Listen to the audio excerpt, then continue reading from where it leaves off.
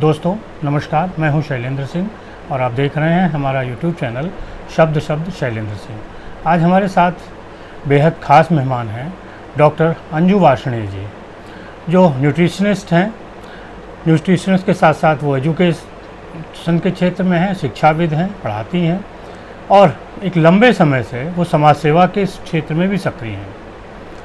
उनकी मुस्कान इतनी प्यारी है, इसी मुस्कान के नाम पे उन्होंने अपनी एक संस्था भी अभी शुरू की, लेकिन इसके लिए जो एक काम करती थी वो 20 साल पहले से उन्होंने पल्स पोलियो को लेकर काम किया। समाज सेवा में लोगों को सिखाया कि किस तरीके से पल्स पोलियो को हमें हमारे समाज से हटाना है। ब्रेस्ट कैंसर को लेकर गांव की महिलाओं को जागरूक किया, तमाम हेल्थ अवेयरनेस की रैलियां निकाली और अभी वो प्लांटेशन के क्षेत्र में भी काम कर रही हैं लखनऊ में। अंजू जी, बहुत बहुत आपका स्वागत है। और आपके पर्सनालिटी में इतनी सारी चीज़ें हैं कि उनको एक साथ लाना थोड़ा सा कठिन काम है। आप बताइए कैसे सिलसिलेवार कैसे शुरू हुआ था आपका करियर? सबसे पहले तो मैंने हेल्थ सेक्टर में काम करना शुरू किया था। जब मैंने देखा गांव में हमारे यहाँ सुविधाएं बहुत कम थी और डॉक्टर्स भी गांव में जाना पसंद नहीं करते थे, तो उस समय मैंने कैंप्स लगा के डॉक्टर्स की टीम्स को गांव में ले जाना शुरू किया, जिससे कि गांव की जो जनता थी वो बीमारियों के लिए परेशान रहती थी और झोला छाप डॉक्टर्स थे वो उनका इलाज करते थे और वो इलाज कितना सक्सेस रहता था ये तो सभी आप लोगों को पता है। तो जब डॉक्टर्स ने गांव में जाके अपनी सेवाएं देना शुरू की तो गांव के लोग शहर की तरफ आना भी शुरू हुए धीरे धीरे, तो लोगों की अवेयरनेस जनरेट हुई। उसके बाद जब उस पल्स पोलियो बहुत पीक पर था और कुछ क्षेत्र ऐसे होते थे वहाँ के लोग पोलियो के ड्रॉप्स नहीं पिलाना चाहते थे, तो WHO का ये अभियान था कि हर क्षेत्र में जाकर ये अवेयरनेस हमको फैलाना है। तो उसमें मॉनिटरिंग का काम मेरे द्वारा किया जाता था कि कोई भी बच्चा ऐसा ना हो छूट जाए जिसको दवा ना पिलाएगी, वो कड़ी टूट जाए। कड़ी अक्सर टूट जाती थी। एनएम्स वगैरह क्या करती थी कि दवा नहीं पिलाती थी और वहाँ जाके फॉल्स पी लगा देती थी। उसको शायद फॉल्स पी के नाम से मैं फेमस भी थी। अच्छा। मैं 1 या 2 फॉल्स पी जरूर पकड़ती थी। और CMO टीम को ये था भी जिस गाँव में मैं जा रही हूँ कि आज मैडम आई है तो वो बहुत अच्छे से कार्य हो जाता था। तो हमारी एक अवेयरनेस उस अभियान को बहुत आगे तक ले जा रही थी। इसके साथ साथ मैं क्योंकि एनीमिया पे उस समय कार्य कर रही थी, एनीमिया हमारे खान पान से जुड़ा हुआ था, तो जो वहाँ की महिलाएं थी लोकल फूड्स थे जो रोज उनको मिल रहे थे पर उनको जानकारी नहीं थी कि उन चीज़ों को वो खाकर अपने खून की कमी को दूर कर सकती हैं। तो उसके लिए मैंने उनको बताया जैसे गाँव में चना है, चना बहुत इजीली मिल रहा है, वो लोग उसको नहीं खाना पसंद करती। अमरूद है, अमरूद में सेब से ज़्यादा न्यूट्रिशन होता है, पर लोग कहते हैं सेब भी खाना चाहिए। सेब भी खाना चाहिए पर यदि अमरूद मिल रहा है तो उसको हम खा सकते हैं, उसकी न्यूट्रिशन वैल्यू भी लगभग बराबर सी होती है। तो खून की कमी महिलाओं में और गांव की जो किशोर लड़कियां थी उसमें काफ़ी होती थी, पर वो खान पान के द्वारा दूर किया सकती, ये अवेयरनेस नहीं थी। आयरन टैबलेट दी आ रही थी, पर मेरा मानना रहता है कि कोई भी चीज़ हम टैबलेट के रूप में ना खाकर उसके नेचुरल सोर्सेज जो होते हैं उससे हम लें। तो उसके लिए मेरा फोकस रहता था कि जहाँ भी मैं जाती थी लोगों को ये अवेयरनेस देती थी। हेल्थ सेक्टर से फिर मेरा जुड़ना शुरू होता गया। जब मैं ट्रेनिंग देती थी न्यूट्रिशन की आंगनवाड़ी वर्कर्स तो मेरा रहता था कि उनको उसके साथ साथ स्वास्थ्य की जितनी भी हम ट्रेनिंग दे सकते हैं, क्योंकि वो फील्ड में लोगों से जुड़ी हुई हैं, तो वो अवेयरनेस का काम सबसे अच्छे तरीके से कर सकती है। तो उसके लिए ब्रेस्ट कैंसर जैसे गांव में महिलाओं तो वो कैसे एक एक्सरसाइज के थ्रू वो पता कर सकती है कि गांठ कैंसर की है या नहीं नॉर्मल है। तो वो फिर वो अगर डॉक्टर के पास उसको ले जाएंगी, अगर नॉर्मल है तो कोई चिंता का विषय नहीं है।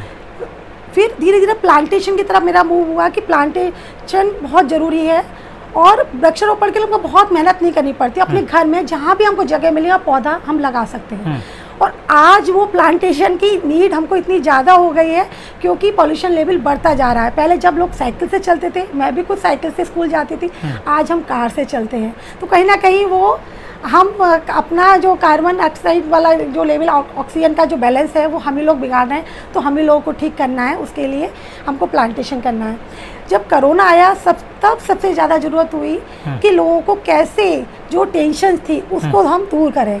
तो मेरा रोल एक्चुअल में तो वहाँ से स्टार्ट हुआ क्योंकि उस समय मैं खुद परेशान थी कि कैसे इस महामारी से निकला जाए, क्योंकि महामारी जितनी बड़ी नहीं थी जितना हम लोगों को स्ट्रेस लेवल बढ़ रहा था। और स्ट्रेस लेवल जब बढ़ता है तो हमारे बॉडी में टॉक्सिन डेवलप होते हैं जो कि बीमारी की तरफ हमको ले जाते हैं। तो सबसे पहले जब फर्स्ट वेव में कोरोना जितना नहीं था, डर जाता था, तो डर को कम करने के लिए मेरे को खुद अपना ये आइडिया है कि मैं कितना काम कर सकती हूँ, कितना इंगेज रह सकती हूँ। तो सबसे पहले होटल्स बंद थे, घर में सब लोगों को कहा गया कि घर में बाहर कोई भी नहीं जाएगा, नौकरी कर रहा है जेंट्स भी नहीं जाएंगे।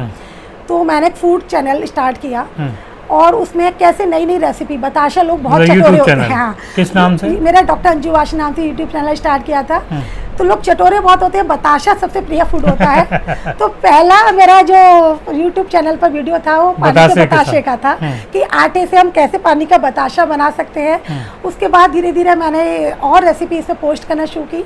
फिर लॉकडाउन भी धीरे धीरे रीओपन हो रहा था कि थोड़ा थोड़ा रियायतें दी जाने लगी थी। तो मास्क की सबसे पहले जरूरत थी, क्योंकि N95 मार्केट में कहा जा रहा था कि मास्क बहुत अच्छा है और 400-500 का मिल रहा था और ब्लैक में भी था। तो ब्लैक को करने के लिए, जबकि गवर्नमेंट का प्रिस्क्राइब आ रहा था कि खादी आश्रम का कॉटन का मास्क इस्तेमाल करें, वो ज़्यादा सेफ रहेगा क्योंकि उसको हम वॉश कर सकते हैं। N95 लोग लगा रहे थे और उसको जब तक इतना गंदा हो जाता था वो लगाए रहते थे, उसको हटाते नहीं थे। तो मैंने कॉटन मास्क खुद घर में बनाना शुरू किया और जितना भी एक क्लॉथ बैंक जो हम लोग बचपन से सिखाया जाता था कि कोई भी कपड़ा बनाते हैं उसका बचा कपड़ा बचा लेना है और रख लेना है। मेरे पास रीयूज करना, हाँ, नया कपड़ा होता था वो, पर उसको रखा था कि कई छोटे बच्चों की फ्रॉक बना देते थे या कोई छोटा झबला बनाना होता था वो बना देते थे। तो वो कपड़ा मेरे बहुत सारा स्टोर कर रखा था और कुछ ऐसे कपड़े भी मिले जो कि हमने स्टिच नहीं कराए थे। तो सबको निकाल के मैंने 4 लेयर मास्क के शेप में बनाना स्टार्ट किया। पहले अपने परिचितों को दिया, फिर मैंने पुलिस वालों को, क्योंकि पुलिस वालों की इस समय बहुत ज़रूरत थी कि वो अपनी सेवाएं दे रहे थे।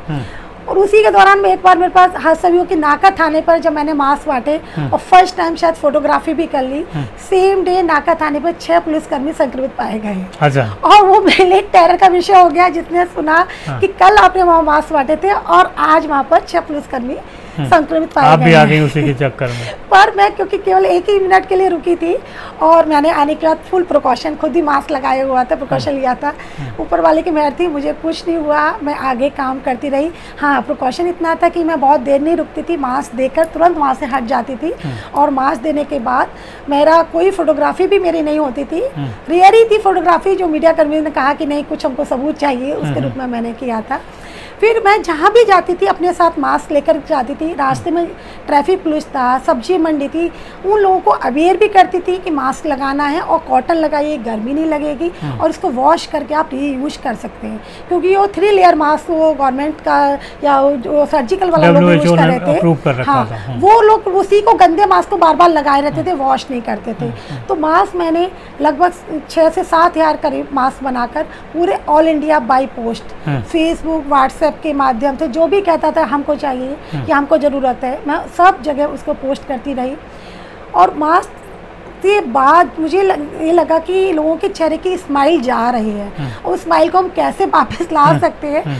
तो मेरा मिशन इस एज ए स्माइल स्टार्ट हो गया। लोगों ने कहा नहीं, आप जो काम कर रही हैं उससे हम लोगों को बहुत रिलैक्स फील हो रहा है। और मास्क के साथ साथ फिर मैंने लोगों को इंटरटेन करने के लिए या डाइवर्जन के लिए मोटिवेट, मैंने थोड़े छोटे वीडियो बना के शूट करने लगे हर मोमेंट को।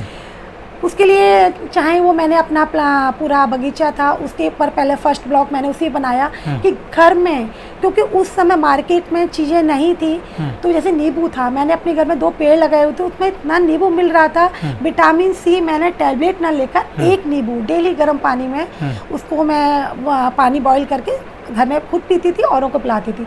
लेमन ग्रास मैंने उगा रखा था, अश्वगंधा था, सबका काढ़ा घर में ही बनाकर सबको देती थी, कोई बाहर जाने की जरूरत नहीं थी। जबकि डॉक्टर्स का था कि जिंक, डाइटिशियन है तो पता ही था क्या करना है। और बल्कि मेरी कोरोनिल के जो निर्माता अनुराग वाशने थे उनसे भी वार्ता हुई थी, हम लोगों ने अपनी वीडियो कॉन्फ्रेंसिंग से सब मुलाकात।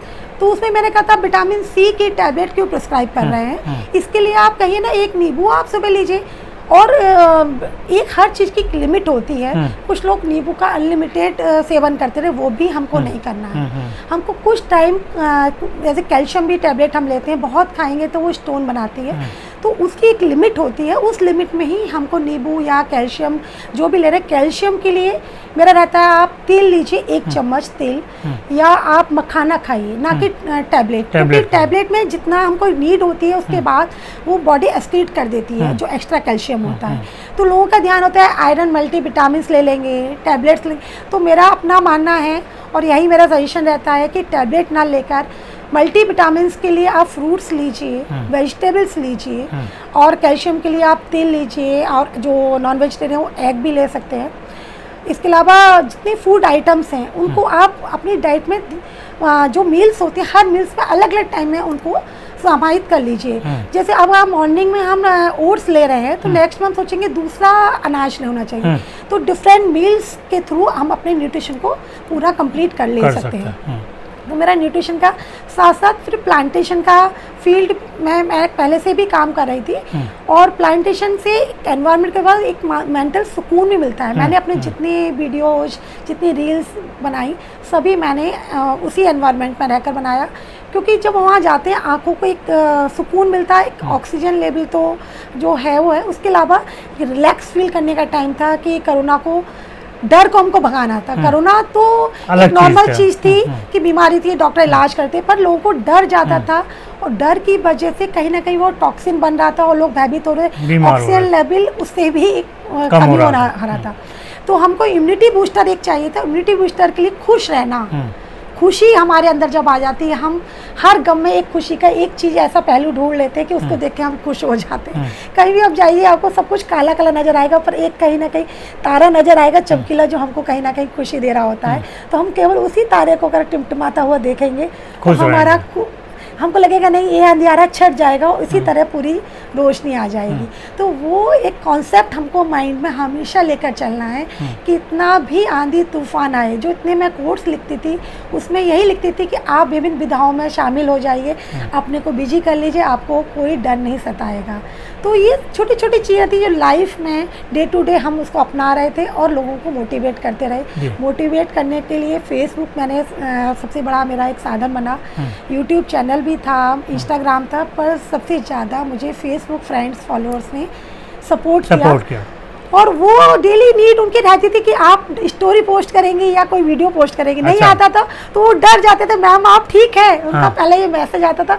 तो मैं कितना भी परेशान होती थी, कुछ भी थी, पर उनकी खुशी के लिए मैं अपने को खुश रखना, मतलब मुझे मजबूरी हो गया था कि मुझे कितना भी, मतलब उस समय कुछ ना कुछ अपने मिस हैपनिंग इधर उधर से सुनने को मिल रहा था, पर लोगों को हंसाना था तो मुझे खुद हंसना था। वो हंसते हंसते मेरा एक मिशन बन गया कि हर जगह खुश स्माइल, मुस्कुराहट फैलाना है। और उसी के तहत मुझे ये आपका लायंस क्लब के द्वारा ऑल इंडिया लेवल पर एक कंपटीशन था कि कोरोना के बाद जो कोरोना सफर, उनके चेहरे पर कैसे स्माइल लाए जाए, उसी के तहत मैं स्माइल फॉर इंडिया का फर्स्ट विनर भी। अच्छा, स्माइल फॉर इंडिया की आप विनर हैं? फर्स्ट विनर भी मुझे मालिनी अवस्थी ने इसका प्राइज डिक्लेयर किया था। ऑनलाइन ही हुई थी ये कॉम्पिटिशन, और इसका डेंटिस्ट का जज का पैनल था, उन्होंने सबकी स्माइल को चेक किया था। और तो उस टाइम से ही एक पहल मुस्कुराहट जी, ये उसी से जुड़ी है, आपकी मुस्कान से? मेरी मुस्कान से कि एक हमने पहले स्टार्ट किया, और वो भी एक चीज़, जैसे मैं अब कॉलोनी वालों के लिए काम कर रही हूँ, क्योंकि जिस कॉलोनी में रहती हूँ वो एलडीए की है,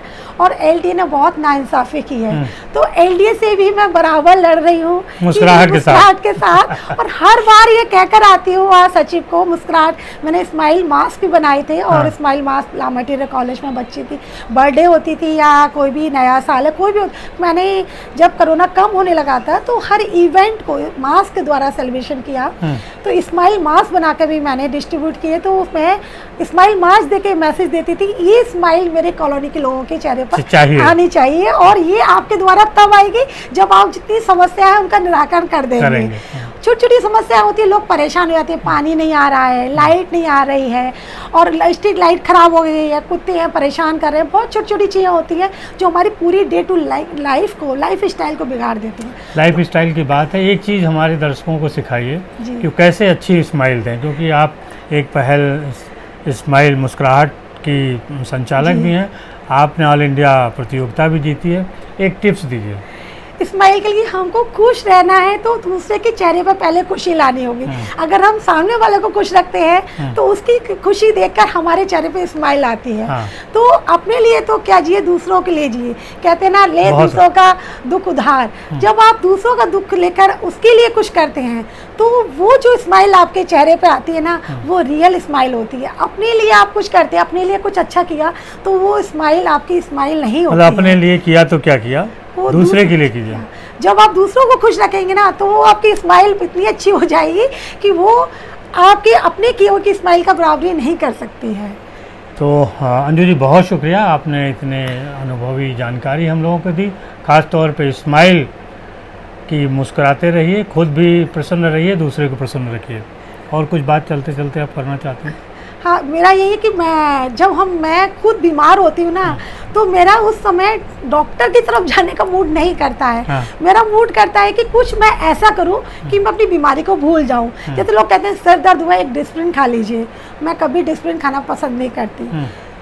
लोग कहेंगे कि आपका यहाँ शोल्डर पेन हो रहा है, बैक पेन हो रहा है, अरे मुझे तो डॉक्टर का एक्सरे कराना है, EMIG कराना है, ये कराना है। मतलब वो लॉट ऑफ मनी डॉक्टर की फीस खर्च करते हैं। मुझे लगता है कि आपको जो चीज़ सबसे अच्छी लगती है, आपको शॉपिंग अच्छा लगता है, मॉल जाना अच्छा लगता है, पार्क में जाना अच्छा लगता है, आपको जो पसंद है आप वो काम कीजिए। देखिए आपकी बीमारी आप भूल जाएंगे। जब वापस लौट कर आएंगे ना तो आपको शायद खुद याद ना रहे कि आपके कहाँ पेन था।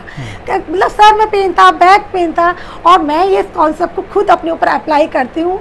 जब भी मुझे कुछ भी तकलीफ महसूस होती है ना तो मैं सोचती हूँ कि आज मुझे कौन सा काम करना है। अभी कहूँ घाट पर एक स्वच्छता अभियान चल रहा है कि वहाँ पर लोग भारतीय और एक दो संस्थाएं मिलकर कार्य कर रही है कि इस गोमती नदी को हम कैसे साफ करें और कार्तिक पूर्णिमा तक स्नान योग बना दिया। तो उसके लिए क्या करना था कि एक केवल वहाँ उससे पहले एक नाला है, वो डाइवर्शन हो जाएगा तो पानी साफ हो जाएगा। तो जब मुझे एक दिन बहुत थकान, मैं सुबह 6 से 7 उनका श्रमदान होता है, मैं श्रमदान देने चली और श्रमदान देकर जब वापस आई तो कचौड़ी जलेबी खाने का भी मन किया। वो कचौड़ी जलेबी खाकर जो चेहरे पर स्माइल आई ना, वो आप सोचिए कि वो किसी डॉक्टर की मेडिसिन से कम नहीं था। तो जो पैसा आप डॉक्टर्स को, ऐसा नहीं है, डॉक्टर्स की भी नीड होती है, पर वो उस टाइम जब आपको इतना सीवियर पेन हो कि आप उसको बर्दाश्त नहीं कर पा रहे हैं, हल्का फुल्का अगर पेन है तो आप समझ लीजिए वो टेम्परेरी फेज है और वो आपको स्माइल करके खुश रहकर दूर हो सकती है। तो मेरा मिशन यही है कि खुश रहिए, अपने आसपास के लोगों को खुश रखिए। और अगर हम खुश रहते हैं, हमारा फैमिली खुश रहती है, हमारे आसपास के लोग खुश रहते हैं, तो हम एक अच्छे समाज की, एक अच्छे देश में एक खुशहाली की लहर ला सकते हैं, नींव रख सकते हैं। और इसमें सभी का सहयोग हमेशा सबको मिलेगा। मेरे को भी हर विभाग सहयोग करता है। वन विभाग के डॉक्टर रवि कुमार सिंह जी का मैं बहुत बहुत शुक्रिया अदा करूंगी। जब वो मेरे आए, मेरे कॉन्सेप्ट के बारे में उन्होंने जाना और वो आज तक मुझे पूरा सपोर्ट कर रहे हैं प्लांटेशन के लिए। और वो हर मेरी मुहिम में मेरे साथ रहते हैं। अभी हरिशंकरी प्लांटेशन था, बहुत मुश्किल था, लोगों ने घोषित कर दिया कि ये विवादित ज़मीन है, यहाँ पर प्लांटेशन नहीं होगा, पर उनकी टीम पूरी डटी रही। जब तक प्लांटेशन नहीं हो गया उनका पूरी टीम ने फुल सहयोग किया, क्योंकि मैं अकेली सोच नहीं पा रही थी कि पूरी समाज से लड़ना, वो भी एक वृक्षारोपण के लिए, क्योंकि खाली ज़मीन थी, कूड़ा घर था, उस कूड़े घर में कोई पेड़ नहीं लगा था। वहाँ के लोग, इतनी गंदी स्मेल थी। जब मैं फर्स्ट टाइम गई 5 मिनट में खड़ी नहीं हो पाई, तो मुझे लगा कि जो लोग का घर है वो लोग कैसे रहते होंगे। तो मेरे दिमाग में एक पिक्चर घूमने लगी। मैंने कमिश्नर मैडम से, LTBC सब जगह फाइट किया कि कैसे इसको मैं साफ करा सकती हूँ। तो उस पर अब हरिशंकरी प्लांटेशन हो गया। उसके बाद भी और लोगों ने प्लांटेशन किया। धीरे धीरे वो कूड़ा घर एक पार्क में तब्दील हो रहा है और जब वहाँ हरियाली लहराएगी तो सबके चेहरे पे स्माइल आएगी। तो मेरा मकसद यही रहता है कि ऐसा कुछ काम कर डाली कि लोग आपको याद रखें, आप ऐसी निशानी छोड़ के जाइए कि वो आगे पीढ़ी दर पीढ़ी आपको याद किया जाए। यही आपके जीवन की सफलता का मंत्र है। और आप खुश रहिए, खुश रखिए, यही स्माइल बांटते रहिए, लोगों को खुश रखिए। और देखिए कितनी सुंदर स्माइल है अंजू जी की। तो बहुत शुक्रिया अंजू जी आपका, और सभी साथियों आपका भी बहुत शुक्रिया। आप देखते रहिए, धन्यवाद।